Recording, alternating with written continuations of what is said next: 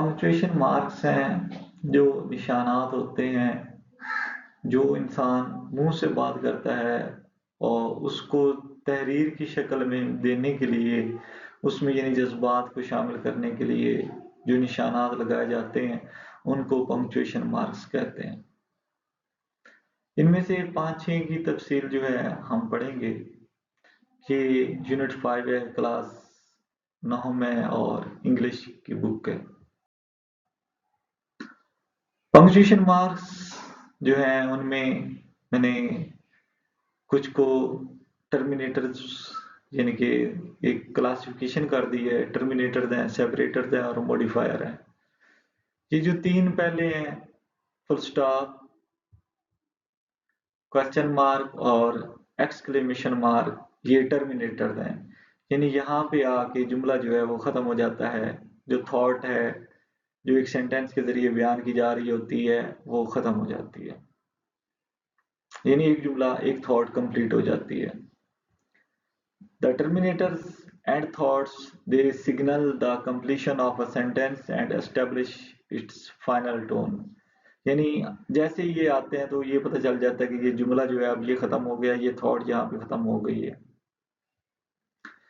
Comma separators होते हैं pace reading, यानी यहाँ पे आपको रीडिंग में आपको पता चलता है कि आपने तेज चलना है, थोड़ा वक्फा करना है, यानी कॉमा में आके आपने पास करना होता है, वक्फा करना होता है। फुल स्टॉप भी वक्फे ही होते हैं लेकिन वो थोड़ा मतलब बिल्कुल थॉट को खत्म कर देते हैं। यहाँ पे थॉट वही रहती है लेकिन उसमें वक्फा करना होता है, यानी एक सेंटेंस में वक्फे होते हैं। तो it creates internal pauses and breaks up series, यानी ये सीरीज को बताता है। सीरीज जो होती है लिस्ट उसको ब्रेकअप करता है, अलग अलग कर देता है। तो मॉडिफायर जो है एपोस्ट्रोफी है ये, इसमें और इसमें ये फर्क है कि ये थोड़ा सा ऊपर करके लगाया जाता है और ये नीचे होता है। यानी लेटर के अगर ऊपर हेड की तरफ होता है तो एपोस्ट्रोफी होता है और अगर नीचे हो तो कॉमा होता है। It orders individual words to show ownership और मिसिंग पार्ट्स, यानी जो एपोस्ट्रोफी होता है ये या तो मलकियत को बताता है या फिर कुछ लफ्ज जो है वो छोड़ दिए जाते हैं, लेटर छोड़ दिए जाते हैं और उसकी जगह जो है एपोस्ट्रोफी लगा दिया जाता है। तो इसका भी इन सब का इस्तेमाल अब हम अलग अलग पढ़ेंगे।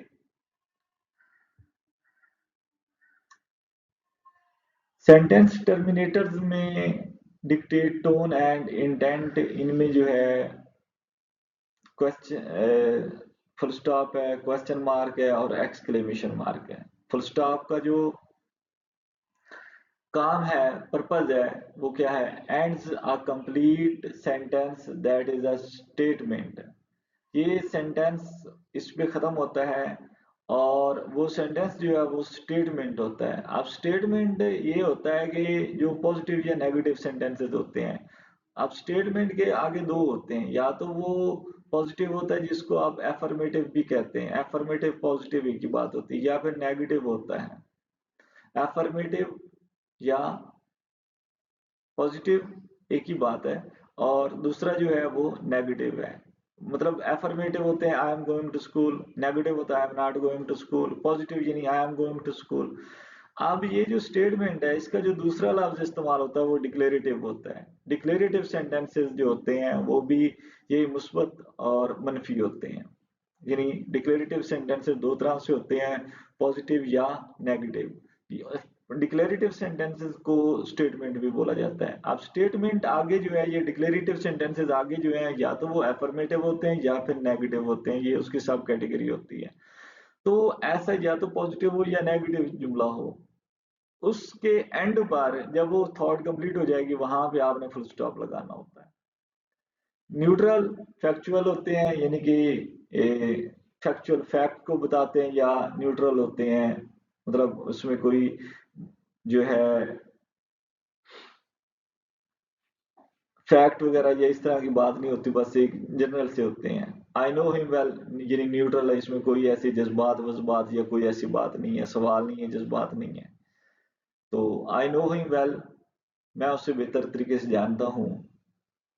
Question used only after a direct question, ये जिनकी बरह रास्त जो सवाल होता है उसके एंड पर पूछते हैं, यानी जब ये लगा हो तो इसका ये निशान जब लगा हुआ होता है तो मतलब है कि इसमें कुछ पूछा जा रहा है, कोई मालूमात दरकार है।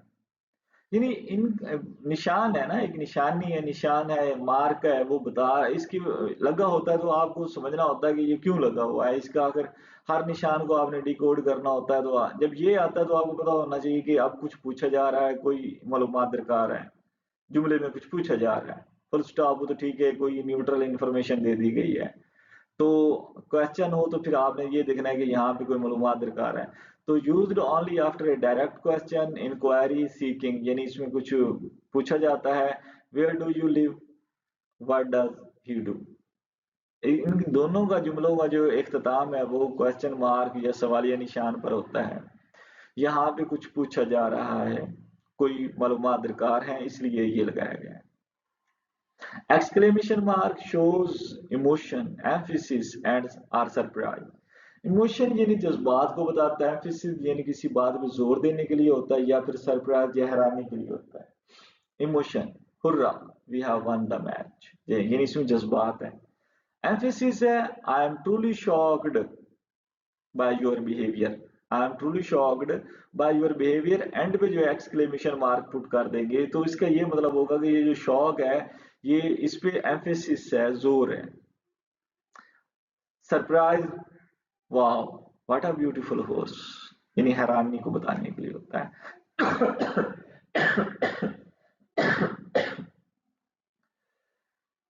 इमोशन, एम्फेसिस और सरप्राइज इनको बताने के लिए होता है। कोमा, कोमा जो है फोर्स ब्रीफ पास, एक छोटा सा वक्फा बताते हैं बिटवीन सीक्वेंशियल आइटम, जब कोई आइटम जो है वो तरतीब के साथ सीक्वेंस के साथ जोड़े जाते हैं। जैसे तीन या तीन से ज्यादा होना जरूरी है। जैसे हमारे पास तीन है, एप्पल्स है, मैंगोज है, बनानाज है और ग्रेप्स, ये चार चीजें हैं, एक लिस्ट है हमारे पास, एक सीक्वेंस है। अब इसको ब्रेक डाउन करने के लिए आपने क्या करना होता है कि ये जो चार है, आखिरी दो के दरमियान तो आपने एंड लगाना है, लास्ट जो दो होते हैं उनके दरमियान उनको एंड से जोड़ना होता है। यानी यहाँ पे जैसे आपके पास बनाना और ग्रेप्स हैं, ये आखिरी दो है, इनको आपने एंड से जोड़ना है। उससे पीछे जितने भी होंगे वो कॉमा से सेपरेट करने हैं आपने, फिर मतलब अलग अलग लगे ना, और वाकफा भी करना है, एप्पल, मैंगोज, बनानास, यानी अलग अलग हो जाए, ताकि ये ना को एप्पल मैंगोज, मतलब एप्पल मैंगोज ये इकट्ठा लफ्ज नहीं बना देना कि कोई एडजेक्टिव और कोई नाउन बन के ऐसे बना पड़ा हो। तो ये थॉट्स को अलग करने के लिए इस्तेमाल होते हैं, वर्ड्स को अलग करने के लिए, फ्रेजेस को अलग करने के लिए। अब ये एप्पल को अलग कर दिया, एप्पल्स को, मैंगोज को कॉमा से अलग कर दिया, और इन आखिरी दो को, यानी चार जब होते हैं तो अगर तीन होते मसलन ये ग्रेप, तो इन आखिरी दो को आपने एंड से जोड़ना था और इससे पहले कॉमा लगा लेना था। इसी तरीके से आप समझते जाएं। अब इससे पीछे जितने भी आएंगे आप उनको कॉमा से अलग करते जाएंगे, लेकिन लास्ट जो है वो एंड से जोड़ेंगे। ये भी बड़े गलती करते हैं बच्चे। वी बॉट, ये देखें, apples, mangoes, bananas and grapes. अब यहाँ पे ये कॉमा, कॉमा और एंड में जो है वो आपने लगाना। अच्छा, फिर कॉमा लगा के स्पेस देनी होती है, कॉमा को एस के करीब लगाना है, फिर स्पेस देनी है। बाद बच्चे ऐसा करते हैं, स्पेस दे के फिर कॉमा लगाए बैठे होते हैं, फिर वो अजीब सा लगता है। अब है एपोस्ट्रोफीज जो होती हैं, act as grammatical bridge to show possession. एक तो ये पोजेशन का काम करती है एपोस्ट्रोफी। एपोस्ट्रोफी जो है वो पोजेशन का काम करती है। पोजेशन का काम मतलब मलकियत बताने के लिए, यानी कि एक नाउन की दूसरे नाउन के साथ मलकियत बताने के लिए ऑफ के मानी में इस्तेमाल होती है, ये बात याद रखें। देखें, जैसे है मैन प्लस एपोस्ट्रोफी एस, ये एस पढ़ना है आपने, एपोस्ट्रोफी एस इसको पढ़ा जाता है। Man plus apostrophe S plus house, यानी नाउन है। तो ये भी नाउन है, ये भी नाउन है, ये दरमियान में एपोस्ट्रोफी एस है। अ मैन्स हाउस, इसका मतलब क्या हुआ, a house, the house of a man, यानी एक आदमी का घर। मैन, अब यहाँ पे समझने की बात है कि ये सिंगुलर के लिए है। जब कोई इसम या नाउन सिंगुलर होता है तो आप सिर्फ एपोस्ट्रोफी एस ऐड करते हैं, एपोस्ट्रोफी एस ऐड करते हैं, इजाफा करते हैं उस नाउन के साथ जो मालिक होता है। यानी मैन हाउस, तो मालिक तो मैन है ना, तो हाउस के साथ नहीं बल्कि मैन के साथ। ओनर के लिए, ओनर के साथ आपने एपोस्ट्रोफी एस लगा देना है। अब जब प्लूरल फॉर्म में होगा। यहाँ थोड़ी सी ट्रिक होती है, वो भी समझ लिया करें, बारीकी होती है बात की, वो जरूर समझा करें, बारीकियों को ही समझना सीखें। अगर आप लोग कुछ क्वालिटी एजुकेशन लेने के चक्कर में हैं, तो अगर वैसे ही हैं तो फिर तो बारीकियों में जाने की जरूरत ही नहीं पड़ती, बस रट्टा मार लो और बार बार रट्टा करते रहना। और वह खैर, प्लूरल फॉर्म जब आप आएगी आपके सामने, जैसे मैन है और कैट्स है, दोनों का फर्क है। अब प्लूरल जो होते हैं वो दो सूरतों में होते हैं। प्लूरल या तो जमा बनती है एस या ई एस से, यानी एस पे खत्म होगी, या फिर इरेगुलर प्लूरल होते हैं जिनका कोई कायदा नहीं होता, एस या ई एस जरूरी नहीं उनके एंड पर आए। तो दोनों सूरतों में आपने उसको जो है पोजेशन देने के लिए अपोस्ट्रोफी का इस्तेमाल सीखना होता है। अगर तो है प्लूरल है और एस पे खत्म नहीं हो रहा, तो आपने फिर एपोस्ट्रोफी एस ही लगाना है। अगर प्लूरल है और एस पे, एस से प्लूरल नहीं बना या ई एस से प्लूरल नहीं बना, या वो एस पे खत्म नहीं हो रहा, तो फिर आपने क्या करना है, अपोस्ट्रोफी एस लगाना है जो सिंगुलर में आपने किया था। लेकिन अगर वो प्लूरल है और एस पे खत्म हो रहा है, तो फिर सिर्फ अपोस्ट्रोफी लगानी है आपने, खाली अपोस्ट्रोफी, फिर एस नहीं लगाना होता। ये बात बड़ी ध्यान में रखा करें। यानी यहाँ पे ये देखें, ये कैट्स के बाद सिर्फ अपोस्ट्रोफी लगानी है आपने। मैन, मैन की जब मैन होता है तो आपने अपोस्ट्रोफी एस लगाना है। यानी आप ये दोनों सूरतें, एक सिंगुलर के साथ और दो सूरतें प्लूरल के साथ, सिंगुलर के साथ भी दो सूरतें ही हो सकती होती हैं। बाद का सिंगुलर नाम होता है वो भी एस पे खत्म हो रहा होता है, जैसे जेम्स होता है। जेम्स एक नाम है, JAMES, जेम्स। अब जेम्स जो नाम है वो एस पे खत्म हो रहा है, लेकिन आपने फिर भी अपोस्ट्रोफी एस उसके साथ लगाना है तो सिंगुलर ना। सिंगुलर नाम चाहे एस पे भी खत्म हो जाए, तो फिर भी आपने उसके साथ अपोस्ट्रोफी एस लगाना है। लेकिन अगर प्लूरल हो और वो अगर एस पे खत्म हो, प्लूरल एस पे खत्म हो, तो फिर सिर्फ अपोस्ट्रोफी।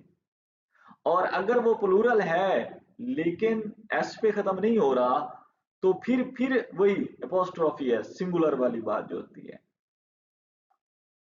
यानी आमतौर पे ये असूल होता है, प्लूरल के साथ आप अपोस्ट्रोफी सिर्फ लगाते हैं। मतलब अगर वो प्लूरल, फिर वो रेगुलर प्लूरल हो, एस या एस से बना हो। और अगर इरेगुलर प्लूरल हो, यानी कि एस या एस के बगैर बन गया हो, जमा हो, तो फिर आप अपोस्ट्रोफी एस लगाएंगे। सिंगुलर के साथ भी अपोस्ट्रोफी एस लगाएंगे। ये बातें आपने बड़े अच्छे तरीके से समझ के रखनी है। ऐसा ना हो कि आप इनमें मिस्टेक्स करते रहें। और एपोस्ट्रोफी लगाने का भी तरीका देख लें। यहाँ ऊपर लगानी होती है थोड़ी सी, जैसे ऐसे उसके जाके ऊपर लगानी है आपने। बच्चे नीचे लगा के बैठे होते हैं, दरम्यान में लगा के बैठे होते हैं। ये कैट्स पास, ये बिल्लियों के पंजे, कैट्स पास। ये मेंस हाउस, ये जो ब्रैकेट में लिखा गया है ऐसे, ये चॉइस है, मेंस हाउस कहें या मेंस हाउसेस कहें, दोनों ऐसे लगाएं या ना लगाएं, ये इसलिए ब्रैकेट में पैरेंथेसिस में लगाया जाता है कि ये चॉइस है आपकी। तो ये भी ध्यान रखा करें कि ये जो लगा होता है इसका क्या मतलब होता है। मेरे ख्याल में आपको इसकी समझ आ गई होगी। सिंगुलर के साथ एपोस्ट्रोफी एस लगता है, प्लूरल के साथ सिर्फ एपोस्ट्रोफी लगता है। प्लूरल अगर इरेगुलर हो तो फिर एपोस्ट्रोफी एस लगता है। जी, apostrophe pin words together when letter are removed. ये एपोस्ट्रोफी का जो है एक और असूल भी है, कॉन्ट्रैक्शन बनाने के लिए होता है, शॉर्ट फॉर्म बनाने के लिए होता है। तो ये बड़ी इस्तेमाल होती है, अब बच्चे समझते ही नहीं है कि ये क्या है। तो ये देख लें, स्टेप वन में है आपके पास डज नॉट है, और आप स्टेप टू में आप क्या करेंगे, डज लिखेंगे, नॉट में से ओ को ड्रॉप कर देंगे, अब आएगा आपके पास डजेंट। तो ये डजेंट जो बना है, यहाँ पे अपोस्ट्रोफी लगा है, यहाँ पे आपने लेटर्स, लेटर या लेटर्स, लेटर या लेटर्स, एक या ज्यादा, एक या एक से ज्यादा जो लेटर हैं वो यहाँ से रिमूव कर दिए हैं, हटा दिए हैं। तो अपोस्ट्रोफी का मतलब यहाँ पे यही है कि यहाँ से कुछ रिमूव किया गया है, कुछ लेटर्स या लेटर्स को, एक लेटर या ज्यादा को यहाँ से रिमूव किया गया है अपोस्ट्रोफी लगा के। तो उसको पढ़ा फिर डजेंट, स्टेप थ्री में वो डजेंट बन, डज नॉट जो है वो डेजेंट बन जाएगा जब आप नॉट में से ओ को ड्रॉप कर देंगे। इसी तरीके से वुड नॉट, यहाँ पे ओ ड्रॉप हुआ है, इट्स। अब ये समझ लें, ये इट्स जो है इसकी कई सूरतें, एक तो ये हो सकता है इट इज, आपने इट इज आई जो है उसको ड्रॉप करना है और इट्स बना देना है। दूसरा ये इट हैज के लिए भी ये इट्स होता है। इट हैज के लिए यानी एच और ए जो है आपने रिमूव करना, और इट हैज। अब इस्तेमाल आगे खुद सेंस बताएगी कि ये इट इज है या इट हैज है। अगर तो आगे एक्शन आ जाएगा तो साफ जा रहा है, फिर वो इट हैज हो जाएगा, इट हैज वर्कड। अब ये इट इज वर्कड नहीं लगेगा, it has worked, it has drunk water, it has drunk water. ये नहीं कि इट हैज भी लगा खड़ा, sorry, it it's drunk, it's drunk अगर लिखा हुआ है तो इसका ये मतलब नहीं कि ये जो इट इज है, नहीं, ड्रंक के पहले तो हैज होता है ना, इसलिए फिर वो थर्ड फॉर्म के साथ आपको पता है कि ये एस जो है वो हैज का है। ये थोड़ी सी टेक्निक होती है, ये भी आपने समझनी है। उसके बाद कांट, ये कैन नाट के लिए होता है, इसमें एन भी जो है हटा हुआ है और ओ भी हटा हुआ है नाट का। कैन का सी ए एन कैन, एन पूरा सलामत है, नाट का ही ओ और एन हटा हुआ है, तो यहाँ पे दो को हटा के एक एपोस्ट्रॉफी लगा दिया है। यू, यू जो है यू हैव से होता है, एच ए जो है वो हटाया गया। और ये भी याद रखें जो कंट्रैक्शन होती हैं वो जो दूसरा होता है उसमें से ड्रॉप करके लाते हैं, दूसरा है वर्ड, यानी जैसे डज के साथ नॉट है तो ये नॉट में से ही कुछ ड्रॉप होगा। इसी तरीके से वुड के साथ नॉट है तो नॉट में इट हैज या इट इज, हैज या इज से ड्रॉप होगा और वो इसके साथ आगे जुड़ेगा अपोस्ट्रोफ के साथ। कैन नॉट, नॉट जो है उसमें से ड्रॉप होगा, ये ना समझे कि ये जो है ओ ड्रॉप हुआ है एन ओ टी, तो नहीं, ऐसा नहीं है। कैन पूरा सलामत है और जो नॉट है उसका ओ भी ड्रॉप हुआ है और एन भी ड्रॉप हुआ है। और यू हैव के साथ जो है यू पूरा सलामत है और हैव का जो है एच भी ड्रॉप हुआ है, ए भी ड्रॉप हुआ है और अपोस्ट्रोफी लगा है। क्योंकि मैंने आपको बताया है या तो एक लेटर ड्रॉप करते हैं या एक से ज्यादा लेटर ड्रॉप करके अपोस्ट्रोफी लगाते हैं, फिर उनको कॉन्ट्रैक्ट कर देते हैं, यानी शॉर्ट फॉर्म मुख्तसर शक्ल कर देते हैं, ये इख्तिसार की शक्ल बनती है कॉन्ट्रैक्शन से। तो ये भी बहुत इस्तेमाल होते हैं, इनको भी सीख लें कि आप अपोस्ट्रोफी लगाते हैं जब तो क्या क्या रिमूव करते हैं, जो आपके पास कॉन्ट्रैक्शन है उसमें क्या क्या रिमूव है ये भी सीख लिया करें।